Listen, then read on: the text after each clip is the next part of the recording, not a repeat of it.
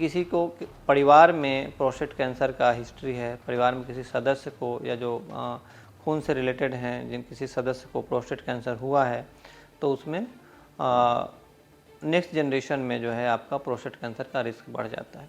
Mainly आपको life style change करना, जैसे कि वेट कम करना, रेगुलर एक्सरसाइज करना, धूम्रपान नहीं करना, इससे इसको रोका जा सकता है।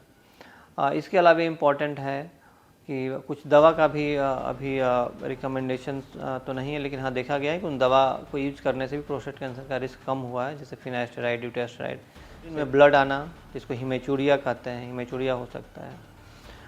मेटास्टेटिक केस में मोस्ट कॉमन साइड जो मेटास्टेसिस होता है, बोन होता है, हड्डियों में दर्द होना शुरू हो जाता है। सो ये सब जो है कि कॉमन साइन सिम्टम्स हैं प्रोस्टेट कैंसर के। और मैं श्वेता और आप देख रहे हैं न्यूज़ फॉर नेशन। कैंसर बीमारी नाम सुनते ही लोग डर जाते हैं और परेशान हो जाते हैं, लेकिन आज लोगों को ये बात जाननी जरूरी है कि कैंसर जैसी बीमारी का भी आज के समय में इलाज अब संभव है, लेकिन तब जब इसकी जानकारी सही समय पर आपको मिल जाए। एक तरफ जहां लोग कैंसर के बारे में धीरे धीरे जागरूक हो रहे हैं, तो वहीं दूसरी तरफ हमारे डॉक्टर भी आपको कैंसर के बारे में जागरूक करने जा रहे हैं। लेकिन ये कैंसर के बारे में जागरूक करने से पहले ये आपको बताएंगे कि वो किस कैंसर की दिनों प्रोस्टेट कैंसर पुरुषों में होने वाली एक अब आम बीमारी हो गई है। एक तरफ जहां पुरुषों में प्रोस्टेट कैंसर उतना ही सामान्य है जितना महिलाओं में स्तन कैंसर, लेकिन प्रोस्टेट कैंसर को उतना मीडिया कवरेज नहीं मिलता है जितना स्तन कैंसर को मिलता है। तो चलिए आज हमारे डॉक्टर रिदु कुमार आपको इस कैंसर के बारे में जानकारी देंगे, साथ ही साथ इसके इलाज में क्या क्या होता है ये सब कुछ आपको बताएंगे। चलिए हम आपको सुनवाते हैं रिदु कुमार क्या कुछ बोल रहे हैं। Hi everyone, I am doctor Ridu Kumar Sharma from Magadh cancer centre Patna. Today will talk about prostate cancer. आज हम लोग प्रोस्टेट कैंसर के बारे में बात करेंगे। प्रोस्टेट कैंसर क्यों इतना इम्पॉर्टेंट है, इसका क्यों हम लोग ज़्यादा महत्व दे रहे हैं, क्योंकि प्रोस्टेट कैंसर पुरुषों में होने वाला एक बहुत ही कॉमन कैंसर है।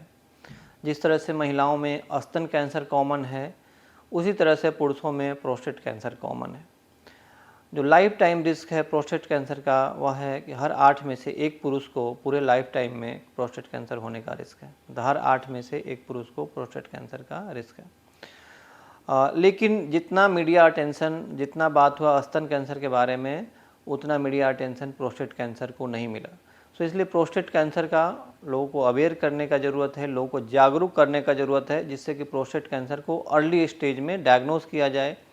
और प्रोस्टेट कैंसर को यदि अर्ली स्टेज में डायग्नोस किया जा सके तो ऐसे कंडीशन में उसको कम्प्लीटली क्योर किया जा सकता है, उसको जड़ से ख़त्म किया जा सकता है। सो प्रोस्टेट कैंसर एक हाईली क्यूरेबल बीमारी है यदि इसको अर्ली स्टेज में डायग्नोस किया जाए।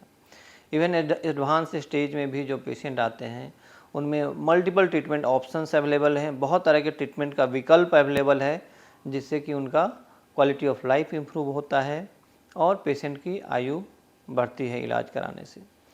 सो प्रोस्टेट कैंसर के क्या क्या रिस्क फैक्टर हैं, इसके क्या क्या रोकने के उपाय हैं, इसके इलाज के क्या क्या ऑप्शंस है, उस पर हम लोग बात करेंगे।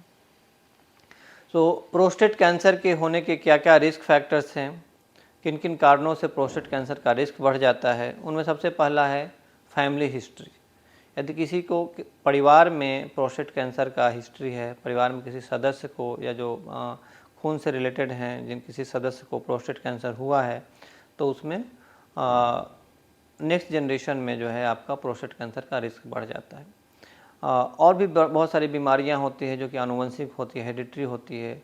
उस केस में भी देखा गया है कि प्रोस्टेट कैंसर उनसे रिलेटेड होता है। जैसे यदि किसी को ब्रेस्ट कैंसर या ओवेरियन कैंसर का हिस्ट्री है फैमिली में, या ब्रेका जीन म्यूटेशंस का हिस्ट्री है फैमिली में, तो वैसे कंडीशन में प्रोस्टेट कैंसर का रिस्क बढ़ता है।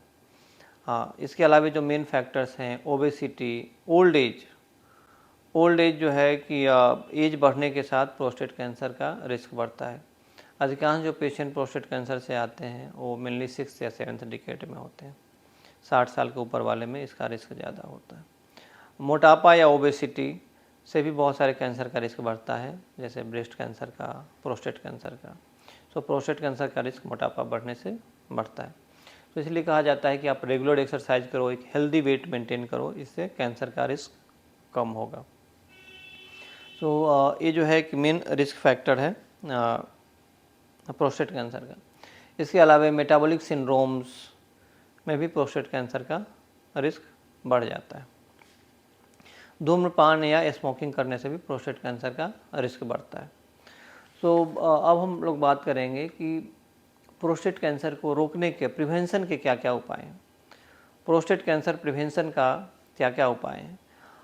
सबसे पहले तो है कि यदि आप प्रोस्टेट कैंसर के लिए स्क्रीनिंग मेथड अपनाते हैं तो उससे होगा कि प्रोस्टेट कैंसर को अर्ली स्टेज में डायग्नोस किया जा सकता है।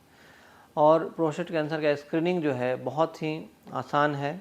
उसके लिए just simple digital rectal examination और एक ब्लड का टेस्ट होता है जिसको हम लोग कहते हैं serum PSA, prostate specific antigen का टेस्ट, तो उससे अर्ली स्टेज में डायग्नोस किया जा सकता है। इसके अलावा जो रोकने का उपाय है प्रिवेंशन के लिए, मेनली आपको लाइफ स्टाइल चेंज करना, जैसे कि वेट कम करना, रेगुलर एक्सरसाइज करना, धूम्रपान नहीं करना, इससे इसको रोका जा सकता है।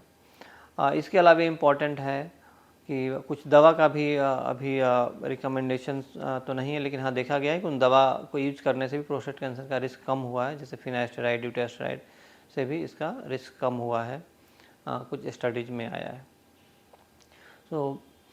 What are the sign symptoms of prostate cancer. Prostate cancer के क्या क्या लक्षण होते हैं, यह बहुत इंपॉर्टेंट है, लोगों को जानना चाहिए। इससे कि यदि इस तरह के कोई भी साइन सिम्टम्स हो, कोई भी लक्षण हो, तो अपने डॉक्टर से जांच कराएं, डॉक्टर से दिखाया जा सकता है, जिससे कि प्रोस्टेट कैंसर को अर्ली स्टेज में डायग्नोस किया जा सके। मोस्ट ऑफ द पेशेंट में जो साइन सिम्टम्स है, जो सबसे कॉमन है, वह होता है कि बार बार पेशाब होना, फ्रीक्वेंसी इंक्रीज कर जाना, या जिसको अर्जेंसी कहते हैं, अर्जेंसी होना, पेशाब जो है पूरा क्लियर नहीं होता है, कंप्लीट इवैक्यूएशन नहीं होना। तो ये सब जो है कि आपका प्रोस्टेट कैंसर का साइन सिम्टम्स है।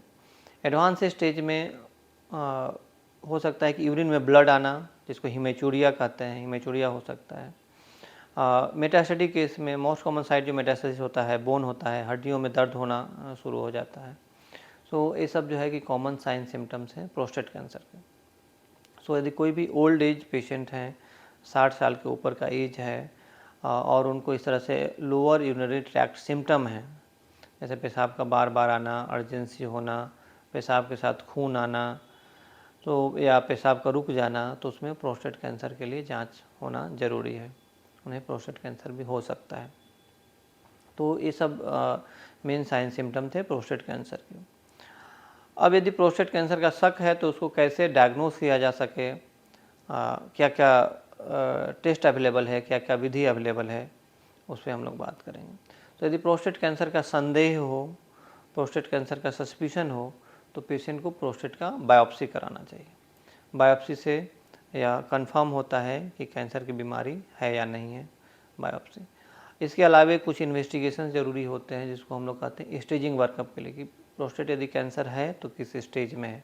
उसके लिए अल्ट्रासाउंड या MRI पेल्विस या पेट स्कैन किया जा सकता है, जिससे कि शरीर के विभिन्न हिस्सों में बीमारी है या नहीं है वो पता लगाया जा सकता है।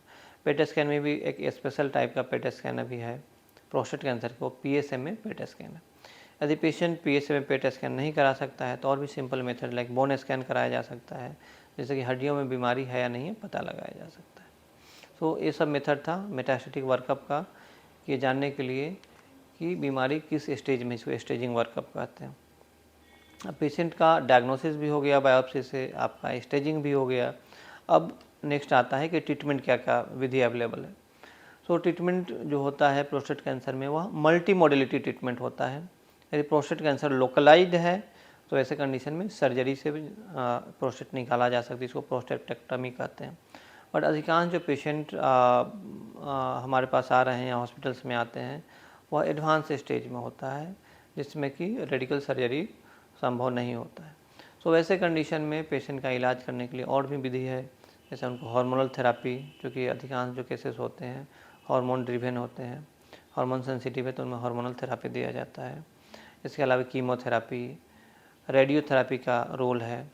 वैसे पेशेंट जिनमें लोकलाइज बीमारी है, लेकिन सर्जरी के लिए फिट नहीं है, तो उनमें लोकल रेडिएशन देके भी इस बीमारी को ठीक किया जा सकता है। हाँ, एडवांस स्टेज में आपका हार्मोनल थेरापी, कीमोथेरापी का रोल है। उससे इस तरह के पेशेंट को, बीमारी को या तो कंट्रोल किया जा सकता है, उनके क्वालिटी ऑफ लाइफ को इम्प्रूव किया जा सकता है, उनकी आयु को बढ़ाया जा सकता है। बट प्रोस्टेट कैंसर जो है बहुत एक मोस्ट ऑफ द केसेस में स्लो ग्रोविंग ट्यूमर होता है और इलाज कराने से पेशेंट की आयु बढ़ती है, सर्वाइवल में इम्प्रूवमेंट होता है। सो टेक होम मैसेज है कि यदि पेशेंट को अर्ली डायग्नोस किया जाए, अर्ली डिटेक्शन और अर्ली ट्रीटमेंट किया जाए तो मोस्ट ऑफ द केसेस को क्योर किया जा सकता है।